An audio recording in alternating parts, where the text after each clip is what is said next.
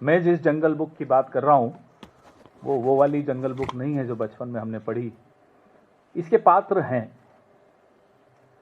जंगल का राजा वैसे शेर होता है, इस जंगल का राजा हिरन है।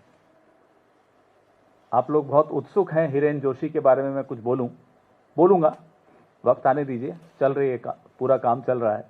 लेकिन हिरन के आसपास इस जंगल में और भी लोग हैं। आज जिस पात्र की हम बात कर रहे हैं, स्कैम यूपी 112, स्कैम अप 112 आप जानते हैं, एक डायल सर्विस यूपी में है। आप 112 डायल कीजिए, सर्विस आपको मिलती है। ये जो 112 है, ये 112 करोड़ का घपला एक ऐसे व्यक्ति द्वारा जो प्रधानमंत्री कार्यालय के बहुत नजदीक, जो उत्तर प्रदेश के मुख्यमंत्री का प्रिय, देश के प्रधानमंत्री का प्रिय, और देश के प्रधानमंत्री के कार्यालय में जिस हिरण की मैं बात कर रहा हूं उनका तो बहुत ही ज्यादा प्रिय, नाम है नवनीत सहगल। अब ये नवनीत सहगल जी जो हैं, कैसे उत्तर प्रदेश के भीतर भ्रष्टाचार के किंग पिन बनकर काम कर रहे थे, इसका खुलासा हाल ही में एक पोर्टल ने किया।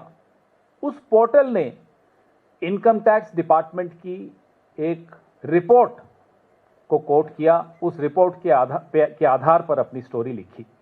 और वो जब हमने पढ़ा, आपने भी पढ़ा होगा, तो एक सवाल हम सबके दिमाग में आया कि भाई जिस व्यक्ति के बारे में इतना खुलासा है, सार्वजनिक पटल पर इतना खुलासा हो चुका हो, तो प्रधानमंत्री कार्यालय को तो जाहिर सी बात है उसके विषय में इससे कहीं ज्यादा पता होगा। फिर भी ऐसे व्यक्ति को उत्तर प्रदेश से यहां ले आए दिल्ली और प्रसार भारती का चेयरमैन बनाया। फिर जब हमारा आपका कुछ संवाद हुआ हिरेन जोशी के संबंध में, तो आनंद फानंद में इनका इस्तीफा ले लिया गया। भाई इतने इस सार्वजनिक पद पर आप किसी को बैठाते हो तो जनता को जवाब तो दीजिए कि क्यों बैठाया और फिर क्यों हटाया। और अब चर्चा है कि ये साहब जो हैं अब प्रधानमंत्री कार्यालय की तरफ बढ़ रहे हैं। अब हमें नहीं मालूम सच क्या है, क्योंकि पारदर्शिता इस कार्यालय में नहीं है और इस कार्यालय के विषय में अभी बहुत कुछ आना बाकी है।